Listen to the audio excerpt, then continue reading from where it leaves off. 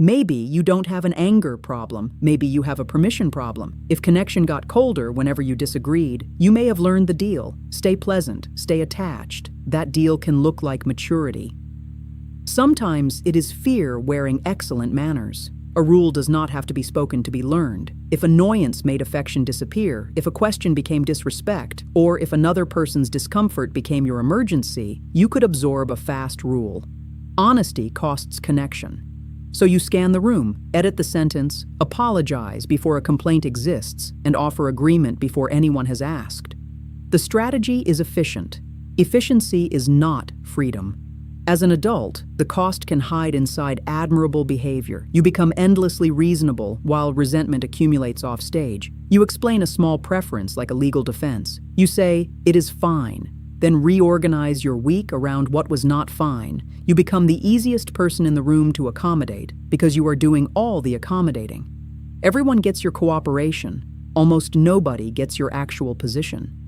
Research offers a clue, not a verdict.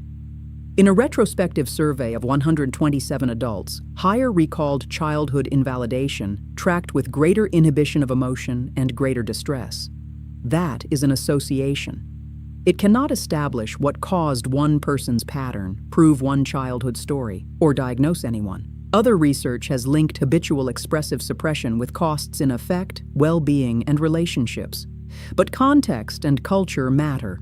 Restraint is not automatically damage, and expression is not automatically wisdom. That boundary matters because a forceful story can feel true and still outrun its evidence. A pattern deserves attention without becoming a verdict about your family, your character, your nervous system, or your future. Now, the correction that keeps self-awareness from becoming another weapon: discomfort is data, not intent. A clenched hand, a rehearsed answer, or the urge to retreat can tell you that this moment matters to you. It cannot reveal another person's motive. They may be careless, defensive, distracted, limited, or acting in bad faith.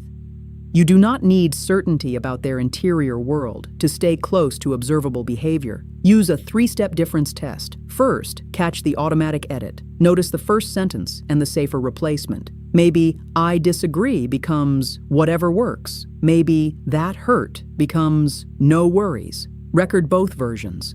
The gap is the old rule becoming visible.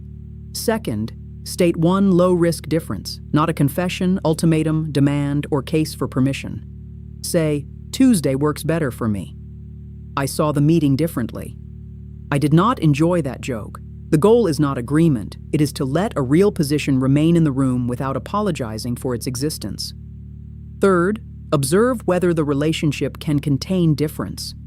Can they ask a question, disagree without contempt, keep the topic proportionate, and let your position exist?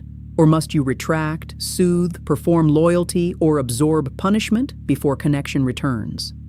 That pattern is data about capacity, not a diagnosis of intent. If there is coercion, abuse, stalking, or a credible threat, do not turn confrontation into an experiment. Prioritize safety and qualified local support.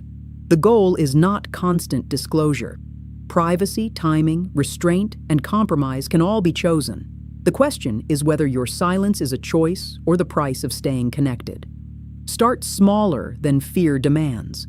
One preference, one no, one disagreement, one sentence that remains unedited long enough to see whether the relationship can hold it. You do not need to win the room. You need to remain in it, because peace that requires your disappearance is not peace. It is self-erasure.